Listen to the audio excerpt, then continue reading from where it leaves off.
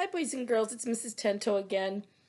Um, I think all of you have been, hopefully, all of you. I've looked and I haven't seen many people looking at all these videos I'm making. I'm wondering, where are my kindergartners? Are they out playing, having fun?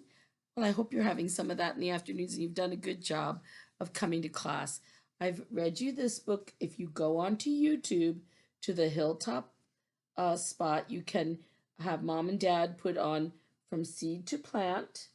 Another book is called Planting a Rainbow. And another book that's on video is The Reason for a Flower. And each one of these books will show you how to plant a seed, watch for it to grow with the root systems and the little sprouts that come up, and then the green, like this that Addie gave me, this little, it's not a gardenia, it's an orchid, it's a miniature orchid. It's got a stem that goes up, and notice how the stem is not perfect, and it's got leaves. And if we look in here, we can see some of the roots going down into the dirt. And then we come up here and we see the petals, and we see the stamen, which is the yellow part. We see pollen. See where it's real yellow on there? And there's pollen inside, and they are pollinating right now. So I'm going to leave this right up on my computer so you can look closely at it for a minute.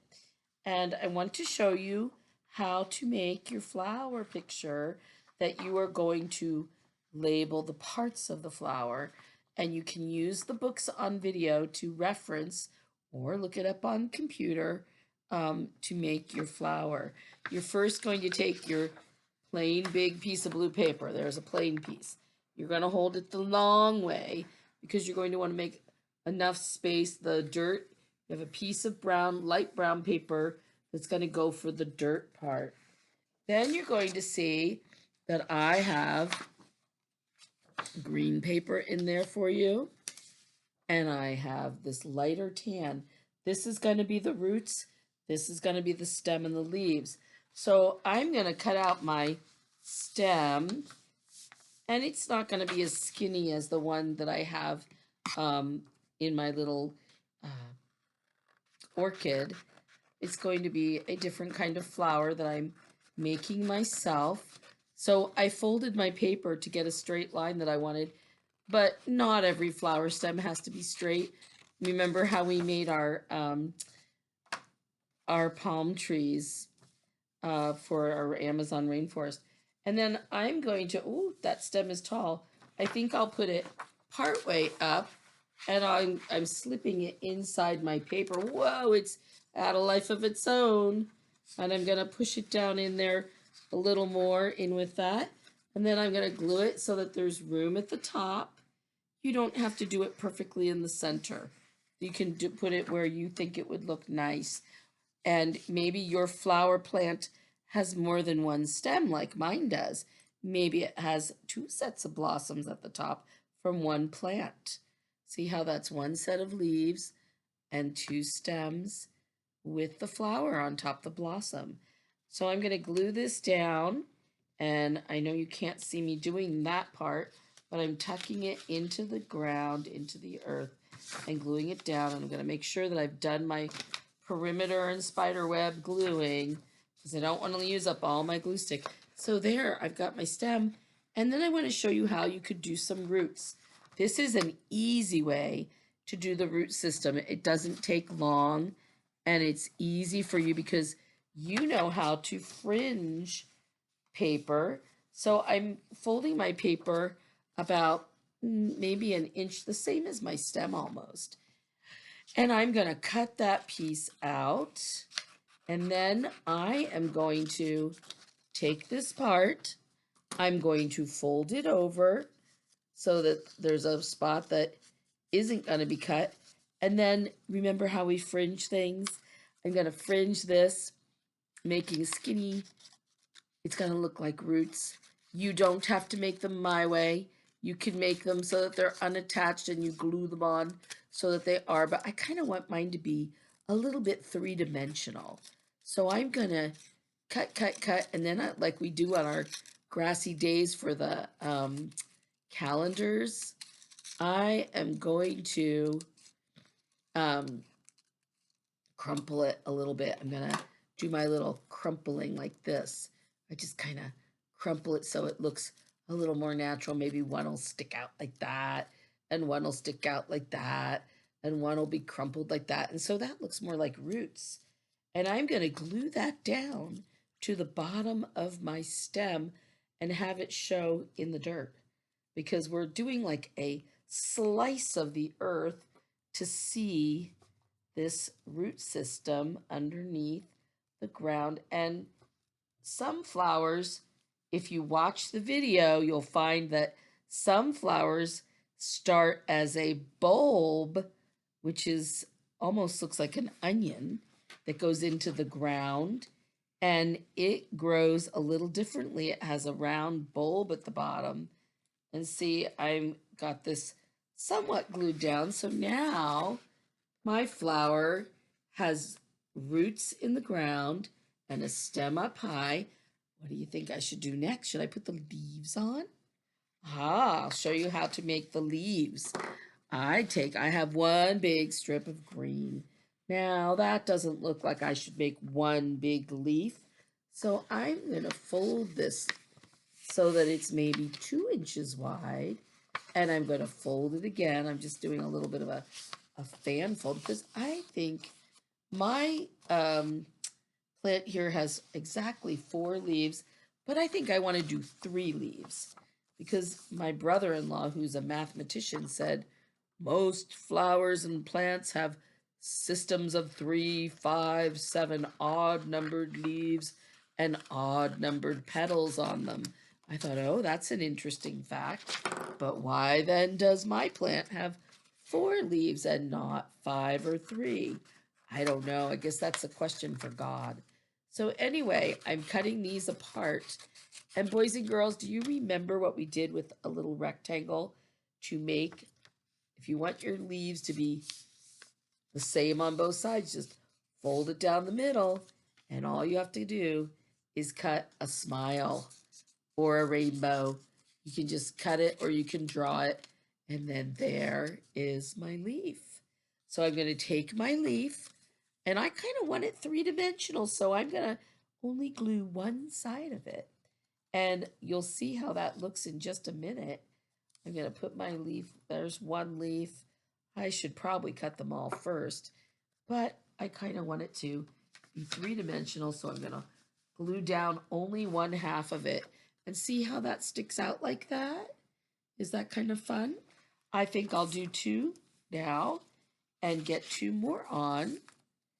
And I'm going to cut them pretty quick here because I guess I've done this a lot of years and I guess I can do it that way. But you could always draw your rainbow shape, and then when I take it apart, voila, 2 more leaves, just like we did with the rainforest things.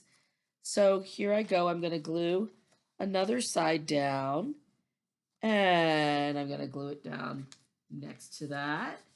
And then I'm going to glue one more just because I kind of like things that way. I'm going to have 3 leaves on my flower. And then I need to make the flower part. And look at this flower carefully. These little flowers, they have lots of little petals that are kind of oval shaped, and inside they have all that yellow and the little stamen that comes out and the stigma, just like in the books. So I'm going to use, because pink is one of my favorite colors, I'm going to use pink, and I think I'm going to make it easy on myself. I'm going to cut my pink in half. Let's see. Cut it in half, and then I'm going to fold it 4 times because it is easier to cut one time than to cut all these different circles out. So I'm folding it this way and then folding it this way so that I have like a little book, and I'm going to hold 1/4 of it, and I'm going to make some little flower petals. And my flower petals are going to be teardrop shaped. And I'm going to cut the fold completely So there are my teardrop shapes. I have 4 of them, but didn't I say 3s and 5s for flower petals? So I need to make another one, but see how they're like little petals? You could do circles, you could do crosses with a circle around them. I'll show you how to do that one for a hyacinth type of a flower. Let me just cut out one more of these. I'll just cut it the same way I did the last one. I'll make 4, and I just won't use, I'll maybe put a few petals on the ground because flowers do drop their petals. This one's got a flower falling right off right there. Whoop, there it went.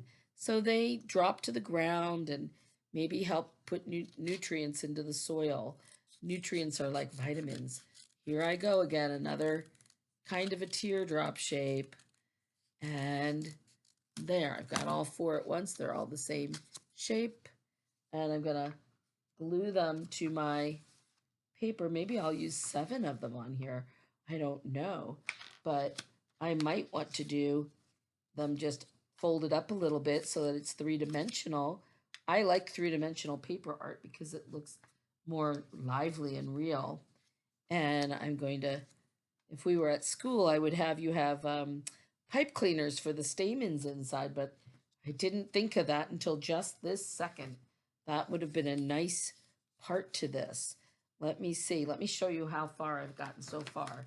So far, I'm putting my little petals in a, there are my leaves. See how they stick out nicely at my roots.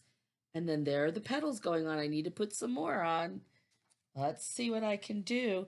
And then I'm going to have to put a yellow center in for all that wonderful pollen that I'm so allergic to. When you plant your own garden, and some of you have a garden, you can see this every spring, just like clockwork. We have the bees outside our window with our rhododendrons, and we have some, what do you call them? Not hydrangeas. We have some other plants with flowers. Our roses haven't come up yet, but they will. They're annuals. And remember on the book, they talked about annuals and perennials and then those that come from seeds. So an annual comes up every year, and I like those kind because I know that they're there and I don't have to replant. But you do on a rose bush, you have to trim them back so that they grow beautiful flowers. So here are the petals on my flower. See how they're, I just folded them once so they'd stick up.